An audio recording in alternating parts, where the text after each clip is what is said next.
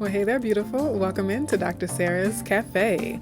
This video, I want to share the power of dream interpretation and specifically 5 ways that it has changed my life personally. Now, you may or may not know that our subconscious rules about 95% of human behavior and actions.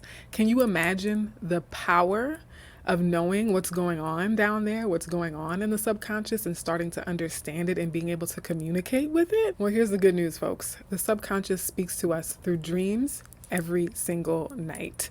That is the power of dreams. We get communication from the part of our psyche that rules, that governs, that guides and directs 95%, and some people say even more than that, of our waking behaviors, thoughts, words, and actions. Now, humans are still learning a lot about dreams. There's still a lot of mystery to dreams, how it works, how and why we have dreams. But we know that it's a pretty universal human experience, and even other animals likely have dreams. You may not always remember your dreams. Perhaps you haven't remembered any of your dreams. We still have reason to believe that everyone dreams, whether we remember those dreams or not. And the amazing thing about dreams is that it's cross-cultural. It spans all of human history, transcends all ethnicities and cultures and nationalities. And we've seen thought leaders and curious minds from a wide range of fields, from neuroscience, religion, psychology, most famously, philosophy, art, metaphysics, and more. And I'm not really here to parse out or argue for one school of thought over the other. I do want to share, though, how I got interested in dreams and why I went down the dream rabbit hole. And I also just want to share how I feel it's benefited and improved my life, maybe to encourage you to start paying a little bit more attention to your dreams as well. So I have a little diagram here. I'm going to walk you through my process of getting to where I am today. And of course, we've heard people talk about dreams and dream interpretation, growing up with Bible stories about Bible characters interpreting dreams for the king or interpreting the Pharaoh's dreams, and also pop culture, right? Movies, TV shows, magazines. Dreams and dream conversations are kind of everywhere, despite the ongoing mystery around dreams and the seemingly elusive nature of what they could possibly mean, if anything. So for me, it started out with having dreams. And having dreams that were so vivid and so interesting and so potent that I was curious. It piqued my curiosity enough to go and do some research. And luckily enough, I was coming of age during the time of the internet, my late teens, early 20s, took to Google and stumbled upon a really, really helpful website in the early days. And I'm so thankful I found this particular website early on in my exploration of dreams, and it is Dream Moods. So Dream Moods has a dream dictionary, an A to Z dream dictionary, and it's the most comprehensive, the most thorough dream dictionary I have ever come across, especially online. Now, I haven't looked through print or hard copy books of dream dictionaries, and so I can't really speak to that segment of dream dictionaries, but definitely when it comes to the online space, Dream Moods has more symbols and more explanation for the symbols and possible meanings and alternative meanings than any other dream resource that is readily and easily available to the average person. And with Dream Moods, though, it's also more than just a dream dictionary. They also have sample dream interpretations, and they talk about other things related to metaphysics. And so it was their website that really explained to me what things like clairvoyance was and clairaudience was. So I really owe a lot to Dream Moods. And though I don't rely solely on their dictionary now, it was my go-to resource, and I still highly recommend it. And I still definitely reference it when I'm struggling with certain symbols or I'm not finding the symbol in other dictionaries that I use. And so I had been interpreting my dreams for a while, and I was a senior in college at Mississippi State, Bell, yeah. And I was finishing my credits for psychology, intro to psychology. Long story about how I switched my major, and so I was taking all my freshman courses as a senior. Anyway, the psychology professor spoke a little bit about dreams in one of her lectures, and she said that we could ask her for additional resources if we were curious or interested in learning more. So because I had been dabbling in the world of dream interpretation, I was definitely interested, definitely curious, especially to see a professor, at the head of a big auditorium psychology class saying that, like, hey, this dream thing, there's something to it, right? There are people who have studied it extensively and that have a lot to say about it, and it's something worth exploring. And so that was very encouraging to me. So I went home, sent the email, and she responded with the name of a couple of books that she recommended. And unfortunately, I don't have that email anymore, and I don't remember the names of the books. I think I might not have had the funds or the resources to buy the books immediately or to locate them or acquire them. I might have tried interlibrary loan or something like that. But maybe if I dig a little deeper, I can trace some breadcrumbs to see what those book titles were specifically. And then what I really found interesting was that the next day in class, the next time we reported to class, I noticed her asking her TA to point me out in the audience, right? And so he was kind of saying, we had a seating chart, and so he looked at the seating chart for my name and pointed me out to her, and she was like, okay. And so I was like, so she's interested in my interest in dreams, which was really, really cool. So that was, around 2007-ish, so approximately 14 to 15 years ago. I can't remember the exact date that I started tracking my dreams, started having a dream journal, and started doing analysis of my dreams. So I know that it was at least 14 years because that was 2007, 2008 when I had the interaction with my college professor at Mississippi State. One thing I'm really curious about is whether you have ever used a dream dictionary. Have you ever referenced a dream dictionary, a hard physical book, or an online dream dictionary? I'm really, really curious to know, like, of the people watching this video, how many of you are kind of fascinated enough about dreams to have sought out some kind of dream dictionary or dream glossary or reference? Let me know in the comments. So now I want to share the one dream and the one dream interpretation from the Dream Moods Dictionary that sold me. I was already a believer. I was already sold on the idea, but if I had any lingering doubts, this dream and then the following analysis of it really, wiped those out completely. Okay. So first I'll share the dream with you. Very short, simple. A woman in my life gave me her baby boy to hold. In real life, this woman did not have any kids. The baby started chewing on my bracelet, which the woman had given me. It was a bracelet the woman had given me. Her baby started chewing the bracelet, and then the bracelet broke. So because of the baby's chewing on it and pulling on it and, almost like he was teething on it, the bracelet ended up breaking. Okay. So simple enough dream, kind of random, kind of seems trivial, actually seems inconsequential. Like, okay, a random baby bracelets. And even though I had been wearing bracelets around that time, I did not have that specific bracelet, right? So it wasn't a bracelet in the dream that I actually had in real life.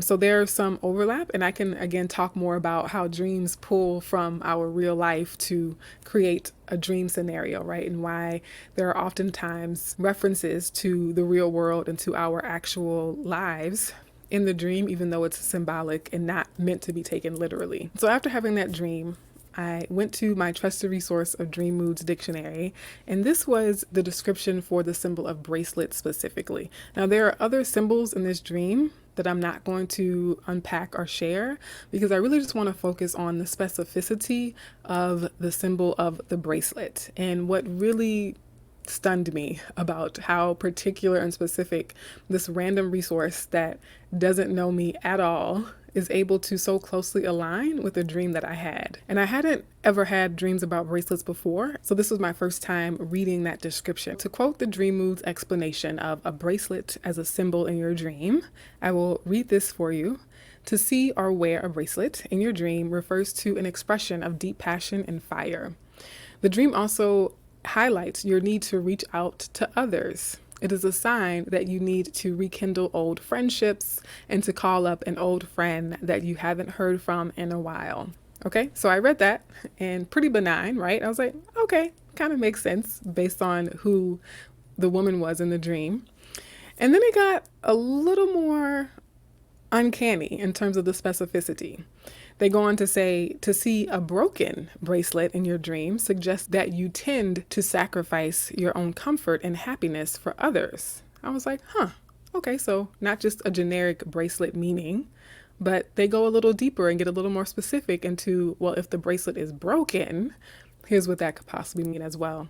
And it was this third paragraph that really stung me in terms of the uncanniness of how specific it was to what was happening in my dream. They say dreaming that you are eating a bracelet implies that you are not getting the help that you need. And the reason why this felt so uncanny to me is because a bracelet as a dream symbol in the dictionary, very plausible. A broken bracelet, very plausible because bracelets break. But the detail of eating a bracelet, right? Remember the baby was chewing the bracelet and that's what caused it to break? Seemed oddly, weirdly specific.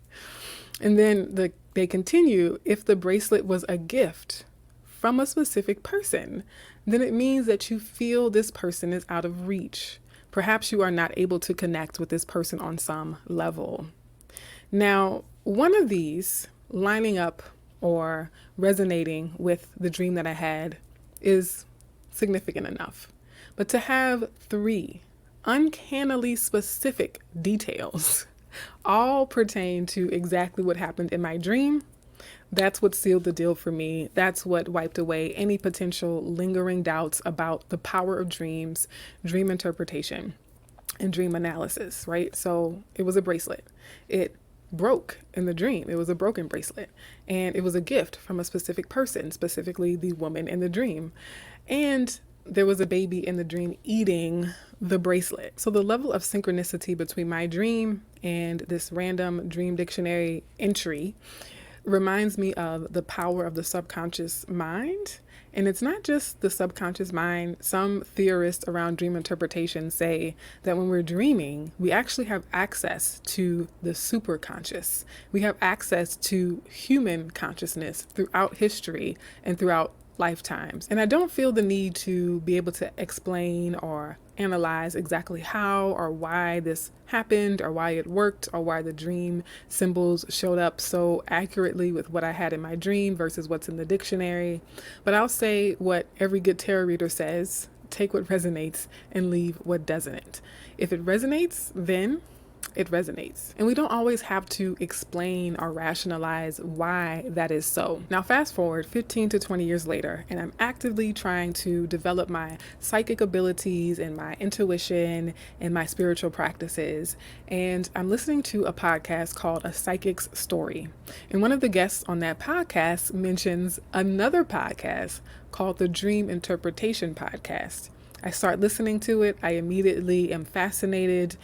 Things are resonating and making sense and tracking with my experiences of dreams in the process of interpreting them, but I'm also learning so much more. Okay. So I go out and get the book that the podcast host writes, and I look at how he goes about interpreting dreams, what's his process of interpreting dreams. And I'm stunned and shocked, but also pleasantly pleased at the confirmation, because his process almost exactly, if not exactly, matches the process that I intuitively and organically developed 15 to 20 years before I had ever heard of or listened to his podcast. And so I saw in the book, in the pages of the book, the exact process that I repeated so many times in my old dream journals from over a decade ago. And again, the confirmations that I've had when it comes to dreams and dream analysis and the subconscious and psychic activity, it all lines up, and it all, for me, fuels and stirs up my interest and my desire to continue to dive deeper and explore even more. Now, as far as the ways that dream analysis and dream interpretation has helped me to unlock greater potential and just benefits in my life, there are 5 that I want to share today. The first is overall mental and physical health. Receiving some feedback, some guidance, some caution, some insights into my physical health challenges as well as mental health. And so overall wellness, overall health and well-being. And it just reminds me that our subconscious is more aware of our body than our conscious mind, right? Our conscious mind will often ignore or not even recognize symptoms and signals and manifestations in our physical health. But our subconscious knows all of it. Our subconscious retains all the things, and it's always listening, it's always feeling, right? Your subconscious knows how you react to dairy better than your conscious mind does. Your subconscious mind knows how you react to wheat or coffee or various forms of meat. Long before your doctor diagnoses you, long before you start to manifest symptoms, your subconscious already knows. And so not everyone is going to agree or believe that dreams can give us insight into our physical health, but again, I'm just emphasizing the fact that our dreams are direct messages to us from our subconscious. And again, just understanding that our subconscious is quite aware of our health and what is unhealthy for us that we might be ingesting, or what is unhealthy for us that we might be doing in terms of activities. I personally do believe that there are signals from our subconscious through dreams and maybe other forms of communication as well that lead us to understand things around physical and mental health. And so it's been a huge benefit for me as I've gotten deeper into dream interpretation over the years. And this one is a more recent development. When I first started out, I didn't quite encounter the direct correlations to physical health, but more recently I've seen the symbols and understood them and have tracked them across my own physical manifestations and health challenges. And so I'm actually super excited to know that I have that additional benefit from dream interpretation. The second one is perhaps one of my favorites. It is the gifts and life purpose and career confirmations and insights that I've gotten. So my dreams have alerted me or reminded me of certain spiritual gifts that I didn't really know I had, or that I suspected I had, but didn't know that they were a spiritual gift, like clairaudience, for example. Also confirmations and guidance about life purpose. So when I'm sort of wavering or waffling on, what's the direction of my life? Where am I headed? Am I really meant to be doing this kind of work? My dreams can send me confirmations. It can send me clarification. It can send course corrections, and, career specifically. So saying like, these are some of your spiritual gifts. This is one of the reasons why you came to this planet. And you're meant to do this in a career fashion as part of your career path specifically. And so unlocking the symbols related to spiritual gifts and life purpose and career paths has been so reassuring for me. I've at a moment when I'm pivoting right now in my career, and seeing that track through my subconscious conversations that I have every night through dreams is quite valuable. And I'm so grateful to that. This third one is actually really, really nice. And I think we can all benefit from dreams in this way, even if we don't interpret our dreams. And that is personal healing. So I just want to acknowledge that for many people, actually, dreams in the dream space, the dream world, is not a pleasant experience. A lot of people most often have nightmares and just dreams that feel really disturbing to them. However, it's also possible to have dreams that are meant to heal something that's going on in your life. So, for example, if you're not receiving enough affection in your life, you have a dream where you experience a lot of significant affection and care and tenderness, right? And so you wake up from that dream feeling cared for. You wake up from that dream feeling loved, and you feel the feelings, and you've had the experience that is lacking in your external reality. And so dreams like that, where you wake up feeling refreshed, you wake up feeling like, oh my gosh, I was wrapped in a tender embrace while I slept. Those dreams are meant to bring healing to you. And actually, all dreams are ultimately for your healing. All dreams ultimately want you to thrive and to be and to self-actualize into your greatest destiny. But these dreams in particular give you the healing in the actual dream itself, right? So not just here's what you need to do when you're awake to improve your health or your mental wellness, but while you're actually sleeping, we're going to give you this healing experience, this loving experience, so that you actually get to feel those emotions and feel them in your body while you're asleep. And so I love those dreams. I think just about everyone who has that kind of dream wakes up feeling delighted and pleased that they had a dream like that. This fourth one has come more recently as well, as I've gotten more acquainted and introduced to other professional dream interpreters, and that is, I feel supported and cared for. So knowing that my subconscious is looking out for me, knowing that my subconscious is guiding me and actually seeking to communicate with me makes me feel cared for. It makes me feel supported, right? And not just my subconscious, but my spiritual team, right? My spirit guides, higher self, ancestors, angels, all of them can also come through dreams and share messages and report back on how we're doing, report back on our progress and where we're headed next and what's possible and what our strengths are and what our mission is going forward, right? And so just knowing that has made me more excited to go to sleep, has made me feel like when I go to sleep, I'm going to receive what I need in order to be my best self when I wake up again. And speaking of being awake, the process of dreams and just tracking my dreams, paying attention to them, and starting to do some analysis and interpretation makes me feel more connected and awake, even when I'm awake. And that is probably the most valuable thing, is that the benefits of paying attention to what's going on when I'm sleeping actually makes me feel more tuned and more connected when I'm awake. Knowing that I'm having this relationship and cultivating this relationship in the subconscious realm, in the dream world, makes me feel more connected when I'm awake, because that carries over, right? Like my subconscious doesn't turn off when I wake up. My subconscious is still bubbling under the surface. It's still doing its thing, still directing the show. And so knowing that I now have a more intentional relationship with my subconscious, it just makes me that much more empowered and assured when I'm awake that I do have divine guidance. I do have divine support. And I'm not embarking on this sojourn on earth all by myself. My dears, if you like these kinds of conversations, then you might be interested in my new monthly membership, the Brew Crew. It is for spiritual explorers and people who are curious about various metaphysical and mental health and wellness and mindfulness practices to support you achieving your greatest potential, healing, finding more joy and peace in your life. And this is especially helpful for people who feel like they don't have anyone else in their life that they can really talk to about these things. If you want to ask questions and explore and practice in a safe environment with other people who are doing the same, without anyone rolling their eyes at you, without anyone thinking that you're weird or too woo-woo, then check out the Brew Crew. Be sure to stay tuned for more videos on dreams, and I hope to see you in the next one.